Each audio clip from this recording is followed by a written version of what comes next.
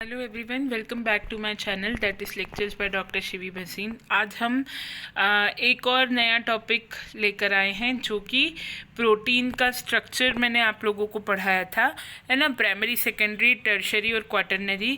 तो उसी में जो एमएससी जूलॉजी का हमारा बायोमोलिक्यूल्स का एमएससी जूलॉजी फर्स्ट सेम का पेपर है, उसी में एक टॉपिक है electrophoretic methods of separation and purification of proteins. ठीक है, तो आज हम उसी के बारे में डिस्कस करेंगे कि किस तरह से प्रोटीन का जो सेपरेशन है और प्यूरिफिकेशन है वो किस तरह से इलेक्ट्रोफोरेसिस के थ्रू किया जा सकता है ना। इलेक्ट्रोफोरेसिस मेरे ख्याल में आप सभी इस वर्ड से वाकिफ़ होंगे। सबसे पहले हम देख लेते हैं कि इस टॉपिक में हम क्या क्या देखेंगे। तो सबसे पहले इंट्रोडक्शन, फिर पेज जो पॉली एक्रिलामाइड जेल इलेक्ट्रोफोरेसिस है वो देखेंगे हम। दैन सोडियम डिडाइल सल्फेट इलेक्ट्रोफोरेसिस यानी SDS जिसको हम बोलते हैं वो देखेंगे। आइसो इलेक्ट्रिक फोकसिंग इलेक्ट्रोफोरेसिस देखेंगे, कैपिलरी इलेक्ट्रोफोरेसिस देखेंगे और फिर रीसेंट स्टडीज़ देखेंगे और लास्ट में कंक्लूजन। देखिए, सबसे पहले जो इलेक्ट्रोफोरेसिस होती है ना वो एक इलेक्ट्रोकाइनेटिक प्रोसेस होती है जिसमें हम चार्ज के बेसिस पे जो कि चार्ज्ड पार्टिकल्स को इलेक्ट्रिक चार्ज की मदद से सेपरेट करने का एक मेथड होता है। ठीक है, मतलब electrophoresis is an electrokinetic process which separates charged particle in a fluid using a field of electric charge. मतलब एक फ्लूइड हम यूज़ करते हैं, इलेक्ट्रिक चार्ज यूज़ करते हैं और इनकी मदद से किसी भी चार्ज्ड पार्टिकल का सेपरेशन जो है वो हम इलेक्ट्रोफोरेसिस द्वारा करवा सकते हैं। It is most often used in life sciences to separate protein molecule और DNA and can be achieved through several different procedures depending upon the size, type and size of molecule. ज़्यादातर electrophoretic separation की एक method होती है electrophoresis, जैसे chromatography होती है, वो भी हमारा एक सेपरेट टॉपिक है, हम उसे नेक्स्ट टॉपिक में डिस्कस करेंगे। वैसे ही इलेक्ट्रोफोरेसिस भी एक सेपरेशन की मेथड है जो कि प्रायः हम DNA और प्रोटीन के सेपरेशन में इस्तेमाल करते हैं। ठीक है, the procedure differ in some ways but all need a source of electric charge. इसमें सबसे ज़रूरी है कि इलेक्ट्रिक चार्ज का एक सोर्स होना चाहिए, एक फ्लूइड होना चाहिए और एक चार्ज्ड पार्टिकल्स होने चाहिए जिनका हम सेपरेशन कर रहे हैं ना, उन वो पार्टिकल्स चार्ज्ड पार्टिकल्स होने चाहिए, है ना, और एक सपोर्ट मीडियम, एक बफर सॉल्यूशन यहाँ पर बहुत ज़रूरी है। Electrophoresis is used in the laboratory for the separation of molecules based on the size, density and purity. Electrophoresis का जो मेथड है वो लेबोरेटरी में मॉलिक्यूल्स की सेपरेशन के लिए इस्तेमाल करा जाता है और सेपरेशन का बेसिस साइज, डेंसिटी और प्यूरिटी होता है ना, मतलब कि मॉलिक्यूल्स को उनके साइज, उनकी डेंसिटी और प्यूरिटी के बेसिस पे सेपरेट किया जाता है ना। And electric field is applied to the molecule as they are electrically charge themselves, it results in the force acting upon them. किसी भी मॉलिक्यूल के ऊपर जब इलेक्ट्रिक फील्ड अप्लाई किया जाता है क्यों, तो क्या होता है कि वो जो मॉलिक्यूल्स हैं, जैसा कि हम सब जानते हैं कि किसी भी चार्ज्ड मॉलिक्यूल का एक बेसिक नेचर होता है कि जो अपोजिट चार्ज के मॉलिक्यूल्स होते हैं वो एक दूसरे को अट्रैक्ट करते हैं, अपोजिट से अट्रैक्ट, ठीक है, and the like they repel. तो इसलिए the greater the charge of the molecule the greater the force applied by the electric field. जितना ज़्यादा चार्ज मॉलिक्यूल का होगा उतना ही फोर्स जो है वो इलेक्ट्रिक फील्ड द्वारा अप्लाई किया जाएगा। And therefore the further through the support medium the molecule will move relatively to its mass. और इसी के हिसाब से क्या होगा कि एक फ्लूइड के अंदर जो मॉलिक्यूल जिसका सेपरेशन करना है उसे प्लेस किया जाएगा और उसके ऊपर चार्ज अप्लाई किया जाएगा। तो वो मॉलिक्यूल जिसका सेपरेशन किया जाना, जितना उस पर चार्ज होगा उतना ही इलेक्ट्रिक फील्ड अप्लाई किया जाएगा। तो इवेंचुअली जिस मॉलिक्यूल का सेपरेशन किया जाना है वो ब्रेक होकर और वो जो है वो सेपरेट होकर अपोजिट इलेक्ट्रोड की तरफ, यदि पॉजिटिवली चार्ज मॉलिक्यूल है तो वो नेगेटिव इलेक्ट्रोड की तरफ जाएगा और नेगेटिवली चार्ज मॉलिक्यूल है तो वो पॉजिटिव इलेक्ट्रोड की तरफ जाएगा। इस तरह से वो माइग्रेट कर जाएगा। ठीक है, अब मेनली कितने टाइप के हम इलेक्ट्रोफोरेटिक मेथड्स इस्तेमाल करते हैं। तो सबसे पहला है polyacrylamide gel electrophoresis, sodium डिडाई सल्फाइड इलेक्ट्रोफोरेसिस, इसको हम पेज भी बोलते हैं। देन आइसो इलेक्ट्रिक फोकसिंग और कैपिलरी इलेक्ट्रोफोरेसिस। ये जो टॉपिक है ये थोड़ा सा टिपिकल है, जो मेरे हिंदी के स्टूडेंट्स हैं वो इस बात पे ध्यान दें कि जो भी मैं बोल रही हूँ बस उन वर्ड्स को आप थोड़ा अपनी लैंग्वेज में लिखने की कोशिश करें और ध्यान से वीडियो देखें, क्योंकि टॉपिक आपको थोड़ा सा डिफ़िकल्ट लग सकता है। यदि आप ध्यान से देखेंगे, अच्छे से सुनेंगे 2-3 बार वीडियो को, तो ये इतना डिफ़िकल्ट नहीं लगेगा, पर थोड़ा सा इसमें कॉन्सेंट्रेशन की ज़रूरत है ना। सबसे पहले हम बात बात करते हैं पॉलीएक्रिलेमाइड जेल इलेक्ट्रोफोरेसिस की पेज जिसको हम बोलते हैं of proteins is typically carried out in agarose और polyacrylamide gel with a characteristic pore size। ये जो इलेक्ट्रोफोरेसिस है ये पॉलीएक्रिलेमाइड जेल में किया जाता है जिसका कि एक कैरेक्टरिस्टिक एक सेट पोर साइज होता है। पोर्स का जो साइज है वो तय होता है so that the molecular separation are based on the gel filtration, ताकि जो मॉलिक्यूल्स का सेपरेशन हो इस मेथड से वो जेल फिल्ट्रेशन के बेसिस पे साइज और शेप के हिसाब से और इलेक्ट्रिक चार्ज मॉलिक्यूल पे कैसा चार्ज है उसके हिसाब से मॉलिक्यूल्स का सेपरेशन हो जाए। यानी कि जो पेज इलेक्ट्रोफोरेसिस है वो पॉलीएक्रिलेमाइड जेल के अंदर होता है क्योंकि इन जेल का एक कैरेक्टरिस्टिक साइज होता है और दूसरी बात इसमें इलेक्ट्रोफोरेसिस करने से मॉलिक्यूल्स का सेपरेशन साइज शेप और इलेक्ट्रिक चार्ज के अकॉर्डिंग हो जाता है। However electrophoresis differs from gel filtration is in that electrophoretic mobility of smaller molecule is greater than the mobility of larger molecule with the same charge density। जो ये electrophoresis है वो gel filtration से थोड़ा अलग है क्योंकि उसमें जो इलेक्ट्रो मोबिलिटी होती है स्मॉलर मॉलिक्यूल की वो ज़्यादा होती है लार्जर मॉलिक्यूल से, है ना। pH of the gel is high enough so that nearly all proteins have net charge and they move towards positive electrode। यहाँ पे जो pH है वो प्रॉपर एक मेंटेन किया जाता है ताकि जो जितने भी मॉलिक्यूल्स जो कि नेगेटिवली चार्ज हैं वो पॉजिटिव इलेक्ट्रोड की तरफ जाए, है ना, और अगर पॉजिटिवली चार्ज मॉलिक्यूल हैं तो वो नेगेटिव इलेक्ट्रोड की तरफ जाए। इलेक्ट्रोफोरेसिस का बेसिक प्रिंसिपल ही ये होता है कि एक लिक्विड डाल के एक इलेक्ट्रोलाइट डाल के दो इलेक्ट्रोड रख कर जिसे सेपरेट करना है उस पार्टिकल को डालकर इलेक्ट्रिक करंट अप्लाई किया जाता है ताकि जो पॉजिटिवली चार्ज पार्टिकल हैं वो नेगेटिव इलेक्ट्रोड की तरफ मूव करें और जो नेगेटिवली चार्ज पार्टिकल हैं वो पॉजिटिव इलेक्ट्रोड की तरफ मूव करें। अब इसका प्रिंसिपल क्या है पेज का? When proteins are separated by electrophoresis through a gel matrix smaller protein migrate faster due to less resistance from the gel matrix. जो स्मॉल प्रोटीन्स होते हैं वो इसमें जल्दी जल्दी माइग्रेट करते हैं क्योंकि उन्हें जो जेल है वो उनके लिए कोई अवरोध नहीं पैदा कर पाता, जो जेल है वो उनको रेजिस्ट कर जाता है, इसलिए जो स्मॉल मॉलिक्यूल्स हैं वो इलेक्ट्रोफोरेसिस में बहुत तेज़ी से मूव करते हैं। Other influences on the rate of migration though the gel matrix include the structure and charge of protein। और किस स्पीड से कोई मॉलिक्यूल जल्दी से इलेक्ट्रोड की तरफ भागेगा वो इस बात पे भी डिपेंड करता है कि जो जेल मैट्रिक्स में यूज़ करा जा रहा है वो कैसा है और जिस प्रोटीन का सेपरेशन हो रहा है वो कैसा है ना। प्रोटीन का साइज कैसा है, प्रोटीन का मास कैसा है, प्रोटीन पे इलेक्ट्रिक चार्ज कैसा है, उससे डिसाइड होता है कि कौन सा प्रोटीन कितनी तेज़ी से अपोजिट इलेक्ट्रोड की तरफ भागेगा। हालांकि जो छोटे प्रोटीन्स होते हैं वो तेज़ी से भागते हैं क्योंकि जो जेल होता है वो उनके प्रति कम रेजिस्टेंस शो करता है।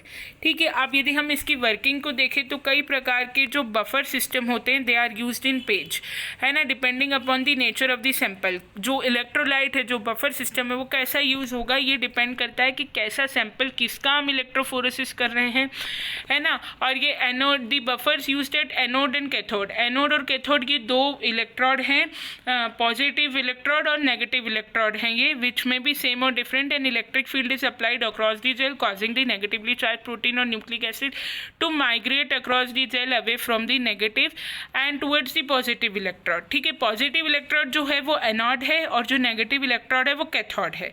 ठीक है, अब बेसिकली इसमें बस एक ही बात ध्यान रखिए, आप ध्यान से देखेंगे तो देखेंगे कि बिल्कुल सेम ही बात बार बार आ रही है। आपको बस इतनी सी बात को अपनी भाषा में समझ कर लिखना है, वो ये है कि इलेक्ट्रोफोरेटिक सेपरेशन जो अगर आप पेज से करते हैं तो आपको दो इलेक्ट्रोड की ज़रूरत पड़ेगी। जो पॉजिटिव इलेक्ट्रोड है वो एनोड कहलाएगा, जो नेगेटिव इलेक्ट्रोड है वो कैथोड कहलाएगा। ठीक है, एक इलेक्ट्रोलाइट की ज़रूरत पड़ेगी, बफर सिस्टम की ज़रूरत पड़ेगी, जिस मॉलिक्यूल का आपको सेपरेशन करना है उसकी ज़रूरत पड़ेगी, और जितना मॉलिक्यूल पे चार्ज है उतना ही इलेक्ट्रिक करंट आपको अप्लाई करना है ताकि उसके हिसाब से वो मॉलिक्यूल आयंस में कन्वर्ट होकर सेपरेट होके अपोजिट इलेक्ट्रोड की तरफ जाए। पॉजिटिवली चार्ज मॉलिक्यूल है तो नेगेटिव इलेक्ट्रोड की तरफ जाएगा, नेगेटिवली चार्ज मॉलिक्यूल है तो पॉजिटिव इलेक्ट्रोड की तरफ जाएगा। और अगर छोटे मॉलिक्यूल्स हैं जिनका आप सेपरेशन कर रहे हैं तो वो ज़्यादा तेज़ी से भागेंगे क्योंकि उनको कोई भी अवरोध, किसी भी प्रकार का रेजिस्टेंस जो है वो जेल मैट्रिक्स से नहीं मिलेगा, है ना। यहाँ जेल मैट्रिक्स यूज़ किया जाता है। Depending upon the size each biomolecules move differently through the gel matrix. Small molecules more easily fit through the pore, small molecule pore में ज़्यादा आसानी से फिट हो जाते हैं, जो लार्ज मॉलिक्यूल होते हैं उनको थोड़ी डिफ़िकल्टी होती है पोर में फिट होने के लिए। Gel is run usually for a few hours, though this depends upon the voltage applied. और जेल कितने आवर के लिए रन होगा ये डिपेंड करता है कि हम वोल्टेज कितनी अप्लाई कर रहे हैं, उसके ऊपर डिपेंड करता है। After this set amount of time the biomolecule will migrate different distances based on their size. Small biomolecule travel farther down the gel. जो स्मॉल मॉलिक्यूल्स होंगे वो जेल के अक्रॉस मूव करेंगे, वेरेज जो लार्जर मॉलिक्यूल होंगे वो ओरिजिन पॉइंट के पास ही रहेंगे। Biomolecules will therefore be separated रफली अकॉर्डिंग टू देयर साइज। तो बायोमोलिक्यूल्स का जो सेपरेशन है वो साइज के बेसिस पर हो जाएगा, और ये साइज इस बात पर डिपेंड करेगा कि उनका मॉलिक्यूलर वेट कितना है। डीनेचर होने के बाद, टूटने के बाद, आयंस में टूटने के बाद उनका मॉलिक्यूलर वेट कितना है ये डिसाइड करेगा कि उनका मॉलिक्यूल्स का साइज कितना है, और साइज की बेसिस पर ही जो है उनका सेपरेशन होगा। ठीक है, और उनके कन्फर्मेशन पर भी डिपेंड करता है कि उनका सेपरेशन कैसे होगा। After electrophoresis the gel will be stained. Electrophoresis के बाद जो जेल है उसकी हम स्टेनिंग करेंगे। ये प्रोटीन्स अगर सेपरेट कर रहे हैं तो ऑफकोर्स प्रोटीन के लिए स्टेनिंग करेंगे, है ना। और प्रोटीन के लिए most commonly Coomassie brilliant blue stain का इस्तेमाल किया जाता है। स्टेन का नाम याद रखिएगा, कोमासी ब्रिलियंट ब्लू स्टेन प्रोटीन्स के लिए। अभी हम प्रोटीन की बात कर रहे हैं तो वही याद रखिएगा। और इससे क्या होगा कि जब हम स्टेनिंग करेंगे तो जो प्रोटीन है उनको हम फर्दर विजुअलाइज कर सकते हैं, सेपरेट कर सकते हैं, या फर्दर वेस्टर्न ब्लॉट से। Western blot is a method to identify separated protein, है ना। डीएनए के आइडेंटिफिकेशन के लिए हम सदर्न ब्लॉटिंग करते हैं, आरएनए के आइडेंटिफिकेशन के लिए नदर्न ब्लॉटिंग करते हैं, और इसी प्रकार से प्रोटीन के आइडेंटिफिकेशन के लिए हम वेस्टर्न ब्लॉटिंग करते हैं। और स्टेनिंग के बाद different species biomolecules they appear as distinct bands. और स्टेन होने के बाद जो बायोमोलिक्यूल हैं वो अलग अलग बैंड की तरह, जेल में अलग अलग बैंड की तरह जो है वो अपीयर होते हैं। It is common to run molecular weight size marker of non molecular weight in a separate lane. और ये बहुत कॉमन है कि जो मॉलिक्यूलर वेट साइज मार्कर्स हैं उनको सेपरेट लेन में और सेपरेट जेल में रन किया जा सकता है। ठीक है, अब बस इसका जो सार है ना, यदि मैं आपको नट शेल में समझाऊं तो इसमें सिर्फ इतना कहा जा रहा है कि एक अप्रोप्रिएट पेज इलेक्ट्रोफोरेसिस में जेल इस्तेमाल किया जाता है, 2 इलेक्ट्रोड इस्तेमाल किए जाते हैं, एक इलेक्ट्रिक करंट अप्लाई किया जाता है, और प्रोटीन मॉलिक्यूल को सेपरेट कर दिया जाता है। प्रोटीन मॉलिक्यूल टूटता है आयंस में, और on the basis of its molecular weight and it's size, the protein molecule जो है वो मॉलिक्यूलर वेट और साइज के आधार पर सेपरेट हो जाता है, और अपोजिट इलेक्ट्रोड की तरफ जो है वो माइग्रेट कर जाता है ना। इसके बाद माइग्रेट होने के बाद इलेक्ट्रोफोरेसिस के बाद उस पर्टिकुलर प्रोटीन की स्टेनिंग की जाती है कोमासी ब्रिलियंट ब्लू स्टेन की मदद से, और प्रोटीन को हम अच्छे से एक बैंड की तरह, इलेक्ट्रोफोरेसिस में ऑब्टेन्ड एक बैंड की तरह मतलब हम देख सकते हैं, और उसका फर्दर आइडेंटिफिकेशन हम जो है वेस्टर्न ब्लॉट टेक्निक से कर सकते हैं। ठीक है, डिस्टिंक्ट बैंड जो जेल में हमें दिख जाते हैं प्रोटीन के सेपरेशन के बाद उसके। ओके, इसकी एडवांटेजेस क्या हैं? Stable chemical cross linked gel जो इसमें इस्तेमाल होता है, इसकी रिजॉल्विंग पावर बहुत अच्छी है, क्लियर हमें सेपरेशन दिखेगा, प्रोटीन के बैंड्स क्लियरली दिखेंगे। लार्ज क्वांटिटी ऑफ, यदि हम डीएनए लार्ज क्वांटिटी में सेपरेट कर रहे हैं तब भी, और यदि प्रोटीन भी लार्ज क्वांटिटी में सेपरेट कर रहे हैं तब भी ये मेथड बहुत यूज़फुल है। और जो भी इससे प्रोटीन या डीएनए हम रिकवर करेंगे इस मेथड से वो बहुत प्योर होता है। एंड पोर साइज जो है पॉलीएक्रिलामाइड जेल का वो ऑल्टर किया जा सकता है in an easy and controllable fashion by changing the concentration of 2 monomers. जो पोर साइज इसमें हम जेल यूज़ कर रहे हैं वो आसानी से हम बदल सकते हैं, हमें ये फैसिलिटी ये प्रोसेस देता है कि पोर साइज को हम अपने हिसाब से चेंज कर सकते हैं कि किस हिसाब का कितने मॉलिक्यूलर वेट और कितने साइज़ का हम प्रोटीन ले रहे हैं, उस हिसाब से हम पोर के साइज़ को मेंटेन कर सकते हैं। इसकी एप्लीकेशन क्या है? ये मॉलिक्यूलर वेट मेजर करने के काम में आता है, पेप्टाइड की मैपिंग, है ना, पॉलीपेप्टाइड मैपिंग करने के काम में ये आता है। देन प्रोटीन साइज एस्टिमेट करने के काम में आता है, प्रोटीन सब यूनिट्स डिटरमाइन करने के काम में आता है ना, प्रोटीन की प्यूरिटी एस्टिमेट करने के काम में आता है, प्रोटीन का क्वांटिफिकेशन करने के काम में आता है, और प्रोटीन की जो इंटीग्रिटी है उसको देखने के काम में ये आता है ना। नेक्स्ट है हमारा sodium dodecyl sulphate, SDS electrophoresis. जो एसडीएस इलेक्ट्रोफोरेसिस है, it is a continuous electrophoretic system developed by Ulrich Laemmli which is commonly used as a method to separate protein with molecular mass between 5 to 250 kDa। जो 5 से 250 kDa के proteins होते हैं उनके separation के लिए ये जो मेथड है ये यूज़ किया जाता है ना। और the combined use of sodium dioxide sulphate also known as sodium lauryl sulphate and polyacrylamide gel allows to eliminate the influence of structure and charge, and proteins are separated solely on the basis of difference in their molecular weight। ऊपर हमने देखा था कि जो size है, जो molecular weight है, जो चार्ज है, वो सब इम्पॉर्टेंट था।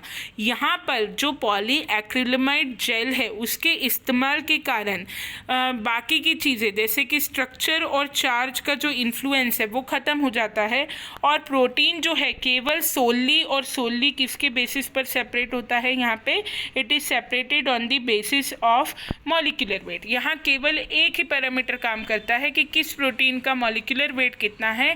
जो प्रोटीन है it will be separated on the basis of molecular weight. SDS is a detergent with a strong protein denaturing effect and binds to the protein backbone at a constant molar ratio. SDS क्या है? एक detergent है जो कि protein को denature करने की क्षमता रखता है और वो तुरंत प्रोटीन बैकबोन से बाइंड कर जाता है। In the presence of SDS a reducing agent that leaves disulphide bond critical for proper folding, proteins unfold into linear chains with negatively charge proportional to the polypeptide chain length. और SDS जैसे ही protein के contact में आ रहा है, देखो भाई हम कर क्या रहे हैं, प्रोटीन का सेपरेशन कर रहे हैं। क्या यूज़ कर रहे हैं यहाँ पे हम? एसडीएस डिटर्जेंट को यूज़ कर रहे हैं। क्यों यूज़ कर रहे हैं? क्योंकि इस एसडीएस डिटर्जेंट में क्षमता है कि ये जैसे ही प्रोटीन के टच में आएगा वैसे ही क्या हो करेगा, ये प्रोटीन को जो है वो तोड़ देगा, और प्रोटीन का जो पॉलीपेप्टाइड बॉन्ड है, डाइसल्फाइड बॉन्ड है, सॉरी जो प्रोटीन का मैंने आपको पढ़ाया है कि टर्शियरी स्ट्रक्चर जो है प्रोटीन का वो डाइसल्फाइड बॉन्ड से स्टेबलाइज होता है, तो डाइसल्फाइड बॉन्ड जो है वो क्लीव कर जाएगा और प्रोटीन जो है वो अनफोल्ड हो जाएगा, और अनफोल्ड होते ही वो वापस से अपने प्राइमरी स्ट्रक्चर की स्टेज पे यानी लीनियर चेन अरेंजमेंट की स्टेज पे आ जाएगा, और उसका जो नेगेटिव चार्ज होगा it will be proportional to the polypeptide chain length. जितनी चेन लेंथ होगी उतना ही उस पर नेगेटिव चार्ज होगा। ठीक है। When the proteins are separated by electrophoresis through a gel matrix, small molecule migrate faster due to less resistance. और यहाँ पर भी यही होगा, जैसे ही प्रोटीन का सेपरेशन होगा जो स्मॉल मॉलिक्यूल होंगे वो तेज़ी से भागेंगे क्योंकि उन्हें जेल से कम रेजिस्टेंस मिलेगी। Other influence on the rate of migration through the gel matrix include the structure and charge of protein. और जेल से कम रेजिस्टेंस मिलेगी, वही केस है जैसा ऊपर मैंने आपको पेज में बताया था ना कि प्रोटीन जब जैसे ही टूटेंगे वैसे ही उन्हें जेल से कम रेजिस्टेंस मिलेगी, और इसके अलावा जो जेल मैट्रिक्स में जो स्ट्रक्चर है प्रोटीन का और जो चार्ज है प्रोटीन पे, वो भी प्रोटीन के जो माइग्रेशन है, जो दौड़ प्रोटीन लगाएगा अपोजिट इलेक्ट्रोड की तरफ, उसको प्रभावित करेगा, है ना। फिर applied electric in an applied electric field the SDS treated protein will now move towards the positive electrode. और जैसे ही हम इलेक्ट्रिक फील्ड अप्लाई करेंगे, जो एसडीएस से के द्वारा टूटा हुआ प्रोटीन है वो तुरंत पॉजिटिव इलेक्ट्रोड की तरफ माइग्रेट करेगा, क्योंकि यहाँ पर हमने देखा था कि एक माइग्रेशन जो हुआ है वो on the basis of charge of protein हो गया है। अब जैसे ही हमने इलेक्ट्रिक फील्ड अप्लाई करा, जो एसडीएस ट्रीटेड प्रोटीन थे वो पॉजिटिव इलेक्ट्रोड की तरफ माइग्रेट करेंगे डिफरेंट रेट्स पे depending upon their molecular weight. और किस रेट पे माइग्रेशन होगा ये प्रोटीन के मॉलिक्यूलर वेट पे डिपेंड करेगा। These different mobilities will be exaggerated due to the high friction environment. और ये जो डिफरेंट मोबिलिटी है ये डिपेंड करेगा कि जेल मैट्रिक्स का एनवायरनमेंट कैसा है। ठीक है। जेल में भी stain for protein most commonly with Coomassie brilliant blue. ठीक है। जो स्टेनिंग के लिए यूज़ करेंगे वो यहाँ पर अगेन वही स्टेन यूज़ करेंगे जो एसडीएस में यूज़ कर रहे थे। और फिर जैसे ही प्रोटीन का सेपरेशन होगा, यहाँ पर भी जो बेसिस है वो यही हो जाएगा कि प्रोटीन सेपरेट होगा और बड़े चौड़े बैंड्स में हम उसे विजुअलाइज कर पाएंगे, और फिर वेस्टर्न ब्लॉट से उसे आइडेंटिफाई कर लेंगे। ठीक है। डिस्टिंक्ट बैंड्स यहाँ पर भी अलग अलग बैंड्स जो हैं ये हमें दिख जाएंगे, है ना। यहाँ पे हम केवल जो जेल यूज़ कर रहे हैं वो क्या है, SDS डिटर्जेंट यूज़ कर रहे हैं, क्योंकि वो प्रोटीन को डीनेचर करने में सक्षम है।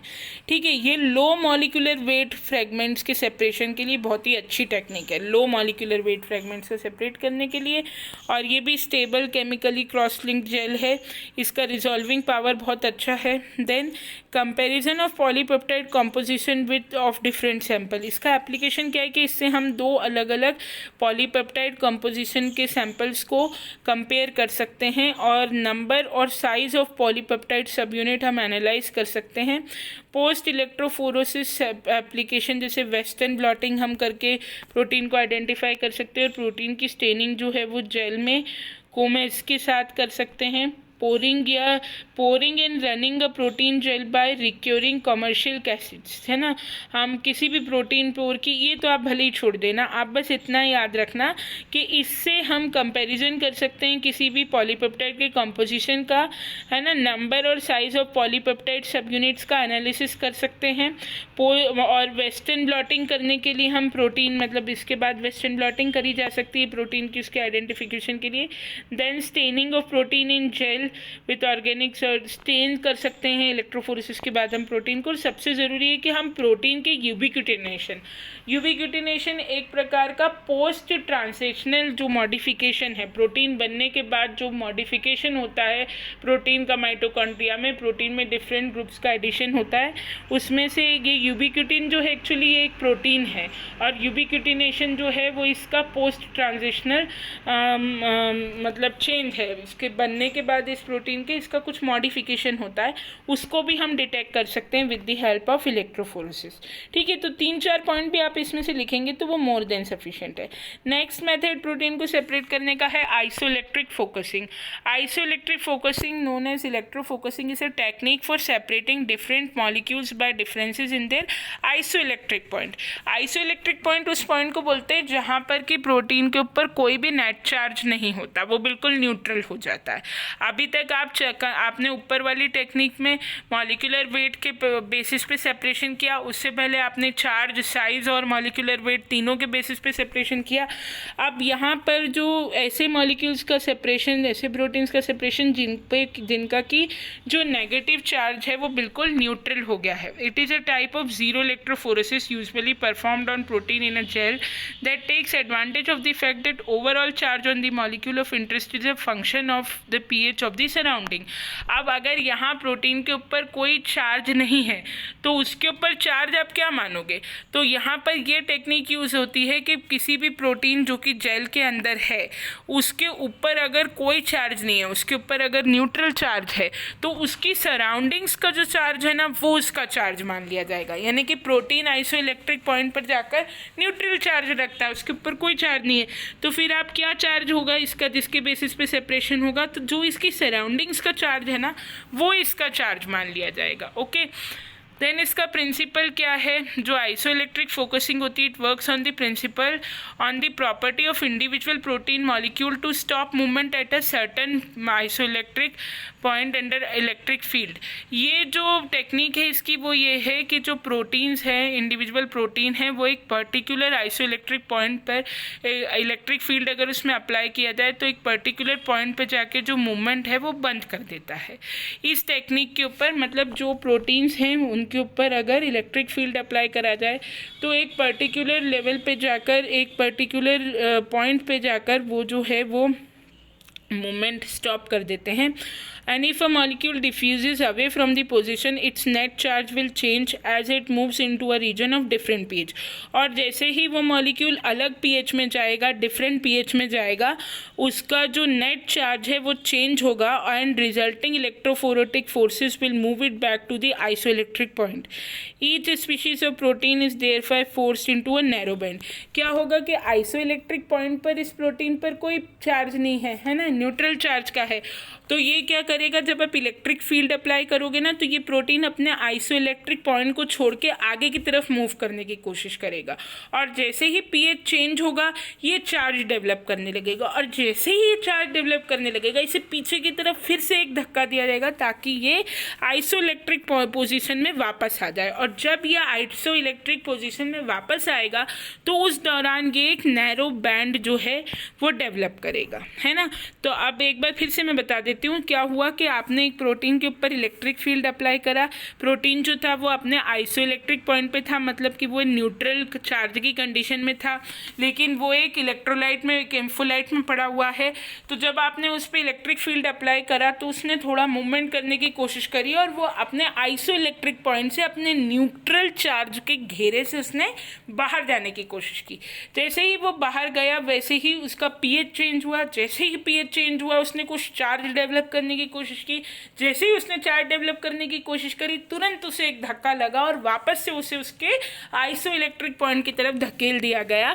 और जब वो आइसोइलेक्ट्रिक पॉइंट की तरफ वापस आया तो उसने एक बैंड बना लिया, नैरो बैंड बना लिया, जिससे कि उसका डिटेक्शन क्या हो गया, आसान हो गया, है ना। देन वर्किंग इसकी क्या है, firstly an ampholyte solution is incorporated into a gel, a stable pH gradient established in the gel after the application of an electric field. सबसे पहले एक एम्फोलाइट सॉल्यूशन को जेल में डालते हैं, एक स्टेबल पीएच ग्रेडियंट इस्टेब्लिश करते हैं जेल में, और इलेक्ट्रिक फील्ड स्टेबल करने की तैयारी, इलेक्ट्रिक फील्ड अप्लाई करने की तैयारी करते हैं। Then after some time protein solution is added and the electric field is reapplied. और इसके बाद क्या करते हैं हम, प्रोटीन सॉल्यूशन मतलब सबसे पहले आपने एम्फोलाइट डाला जेल के अंदर, एक पीएच ग्रेडियंट स्टेबल किया, इलेक्ट्रिक फील्ड रेडी किया, प्रोटीन सॉल्यूशन डाला और इलेक्ट्रिक फील्ड अप्लाई कर दिया। After staining proteins are shown to be distributed along the pH gradient according to their isoelectric values. और इसके बाद स्टेनिंग के बाद जो प्रोटीन्स हैं वो अपने पीएच ग्रेडियंट के अकॉर्डिंगली, अपने आइसोइलेक्ट्रिक वैल्यूज़ के अकॉर्डिंगली डिस्ट्रीब्यूट हो जाते हैं। मतलब बस होगा यही कि जो प्रोटीन है ये अपने आइसोइलेक्ट्रिक पीएच में रहेगा, जैसे ही इसके ऊपर इलेक्ट्रिक करंट अप्लाई होगा ये कोशिश करेगा अपने आइसोइलेक्ट्रिक पीएच को, अपने आइसोइलेक्ट्रिक पॉइंट को छोड़कर दूर जाने की, एक नए पीएच में जाने की। जैसे ये नए पीएच में जाने लगेगा इसके ऊपर एक चार्ज डेवलप होने लगेगा, जैसे ही चार्ज डेवलप होगा इसको तुरंत एक धक्का लगेगा और वापस से इसे फेंक देगा वो चार्ज उठा करके इसके आइसोइलेक्ट्रिक पॉइंट के पास। और जैसे ही आइसोइलेक्ट्रिक पॉइंट के पास आएगा वहाँ ये एक बैंड फॉर्म कर लेगा, नैरो बैंड, जिससे कि इसका सेपरेशन, आइडेंटिफिकेशन आसानी से किया जा सकता है। इस मेथड का क्या एडवांटेज है, इसका रिजोल्यूशन हाई है, सेपरेशन इसका बहुत है सॉल्यूट्स में, और ये बैंड्स की फॉर्म में, गामा ग्लोबुलिन बैंड के फॉर्म के डिटेक्शन में इस प्रोसेस को यूज़ किया जाता है। 2 डायमेंशनल इलेक्ट्रोफोरेसिस में इसे यूज़ किया जाता है। माइक्रो हिट्रोजेनिसिटी इम्यूनोग्लोबिन की स्टडी करने के लिए इसे यूज़ किया जाता है। पॉलीमॉर्फिज्म को स्टडी करने के लिए MHC, मेजर हिस्टोकम्पेटिबिलिटी कॉम्प्लेक्स, अगले सेमेस्टर में हम पढ़ेंगे, उसकी स्टडी के लिए इसे यूज़ किया जाता है। और क्वालिटी कंट्रोल या क्वालिटी कंट्रोल टेस्टिंग्स करने के लिए इसको जो है वो यूज़ किया जाता है ना। तो इस तरीके से ये जो आइसोइलेक्ट्रिक वाला जो मेथड है, आइसोइलेक्ट्रिक पॉइंट इलेक्ट्रोफोरेसिस वाला जो मेथड है, ये एक बहुत इंपॉर्टेंट मेथड है। Quality control testing therapeutic biological product to demonstrate batch consistency, किसी भी प्रोडक्ट का थेरेपेटिक मतलब उसका मेडिसिनल यूज़ क्या है ये डिमॉन्स्ट्रेट करने के लिए ये मेथड जो है ये इस्तेमाल की जाती है। Then capillary electrophoresis, capillary electrophoresis एक ऐसी टेक्निक है जिसमें electrophoresis is carried out in very thin capillary tube. Electrophoresis इसमें बहुत ही थिन कैपिलरी ट्यूब 20 से 100 mm डायमीटर की कैपिलरी ट्यूब में कैरी किया जाता है, ठीक है। Such narrow capillary rapidly dissipate heat and hence permit the use of very high electric field. और इस तरीके की कैपिलरी क्या करती है कि इसमें बहुत हाई इलेक्ट्रिक फील्ड अप्लाई करने की ज़रूरत पड़ती है, क्योंकि ये बहुत थिन होती है और ये जो है इलेक्ट्रिक फील्ड अप्लाई करने के टाइम को भी बहुत रिड्यूस कर देती है, फ्यू मिनट्स तक कर देती है इलेक्ट्रिक फील्ड अप्लाई करने के टाइम को।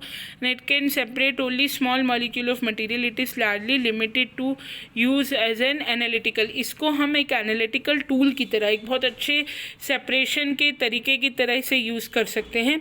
जो कैपिलरी इलेक्ट्रोफोरेसिस होता है, it is an analytical technique that separates ion based on there electrophoretic mobility. इसमें जो सेपरेशन का बेसिस है, ऊपर हमने देखा कहीं आइसोइलेक्ट्रिक पॉइंट पे सेपरेशन हो रहा था, उससे पहले मॉलिक्यूलर वेट पे हो रहा था, उससे पहले मॉलिक्यूलर वेट, साइज और चार्ज तीनों के बेसिस पे हो रहा था। यहाँ electrophoretic mobility with the use of N applied voltage, electrophoretic mobility के बेसिस पे, मतलब कौन कितनी जल्दी माइग्रेट करने की जो ताकत है किस मॉलिक्यूल की कितनी है, उसके बेसिस पे ये इलेक्ट्रोफोरेसिस हो रहा है। Electrophoretic mobility is dependent upon the charge of the molecule.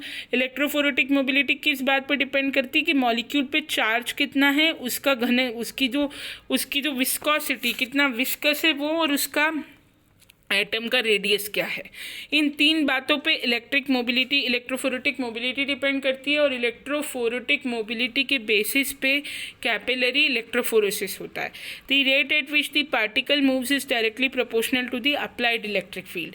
किस रेट पे पार्टिकल मूव कर रहा है वो इस बात से डायरेक्टली प्रोपोर्शनल है कि इलेक्ट्रिक फील्ड कितना अप्लाई किया, मतलब जितना इलेक्ट्रिक फील्ड अप्लाई किया है उतनी ही फास्ट क्या होगी, मोबिलिटी होगी, है ना। देन उसमें ये आप डायग्राम में देख सकते हैं कि इनलेट, ये आउटलेट है, लेज़र बीम अप्लाई कर रहे हैं, और किस तरह से मैग्नीट्यूड जो है ये हमें ग्राफ के फॉर्म में दिख रहा है। इस सेपरेशन का जो मैग्नीट्यूड है वो पूरा दिख रहा है। कैपिलरी इलेक्ट्रोफोरेसिस में क्या होता है, capillary is filled with conductive fluid, capillary को कंडक्टिव फ्लूइड से फिल कर देंगे at a certain pH. This is the buffer solution in which the sample will be separated, और फिर बफर सॉल्यूशन यूज़ करेंगे जिसमें सैंपल का सेपरेशन करेंगे। फिर सैंपल को हम इंट्रोड्यूस करेंगे कैपिलरी में आइदर बाय प्रेशर इंजेक्शन और बाय इलेक्ट्रोकाइनेटिक इंजेक्शन, यानी कैपिलरी में हमने क्या भर दिया, सैंपल भर दिया और हाई वोल्टेज जनरेट करी कैपिलरी से due to electric field.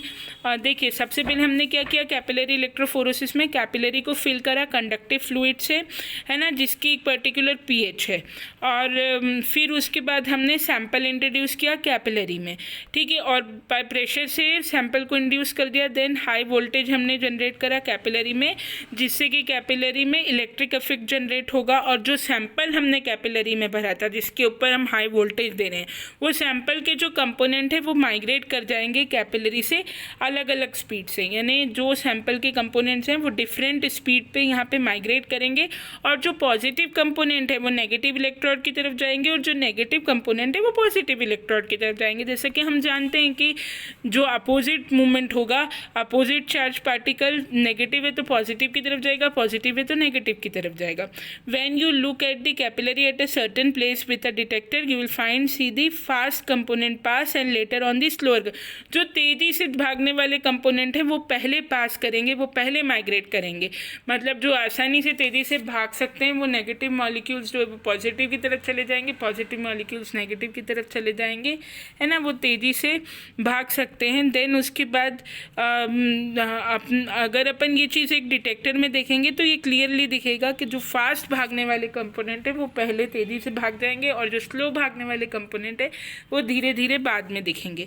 Separation by capillary electrophoresis can be detected by several detector device. कई डिटेक्टर डिवाइस इसके लिए यूज़ किए जा सकते हैं, जैसे कमर्शियल, यूवी विस, एब्जॉर्बेंस, ये प्राइमरी मोड है डिटेक्शन का, और इन सिस्टम में section of capillary itself is used as a detection cell. और इन सिस्टम में क्या करते हैं कि इस कैपिलरी के सेक्शन को काटकर डिटेक्शन सेल की तरह इस्तेमाल करते हैं।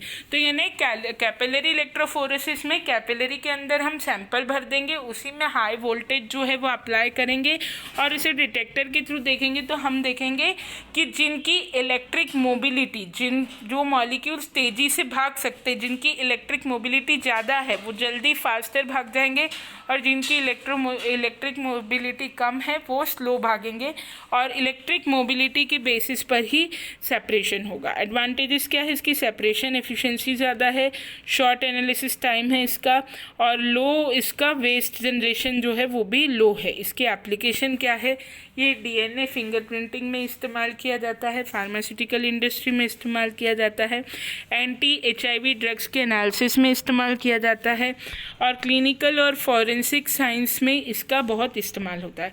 अब थोड़ी सी रिसेंट स्टडी देख लेते हैं।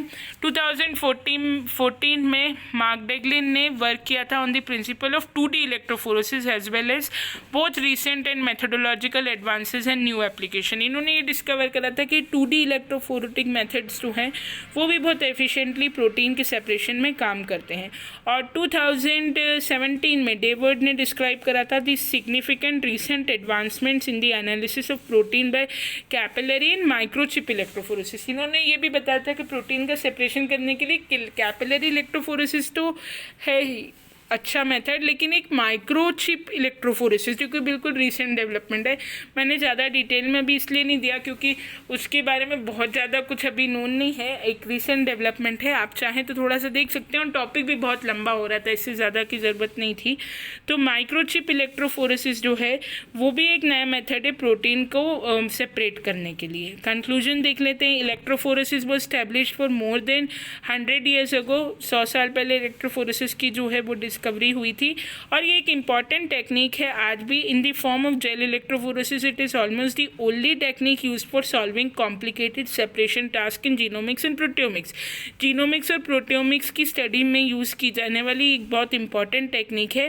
Where thousands and thousands of species must be separated, जहाँ बहुत सारी स्पीशीज़ जो है उनका सेपरेशन किया जाता है। एंड लास्ट 2 डेकेड में जो इलेक्ट्रोफोरेटिक टेक्निक है इन कैपिलरीज और माइक्रोचिप, कैपिलरी इलेक्ट्रोफोरेसिस या माइक्रोचिप इलेक्ट्रोफोरेसिस, इनका डेवलपमेंट हुआ है, और कई सारे न्यू जो इलेक्ट्रोफोरेटिक मेथड्स हैं वो और भी तेज़ी से डेवलप हो रहे हैं ताकि उन्हें डीएनए प्रोटीन इनके सेपरेशन में इस्तेमाल किया जा सके।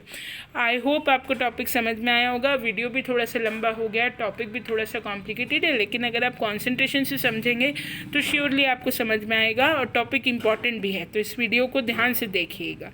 कोई डाउट हो तो आप प्लीज़ अपना फीडबैक दीजिएगा ना। Thank you very much.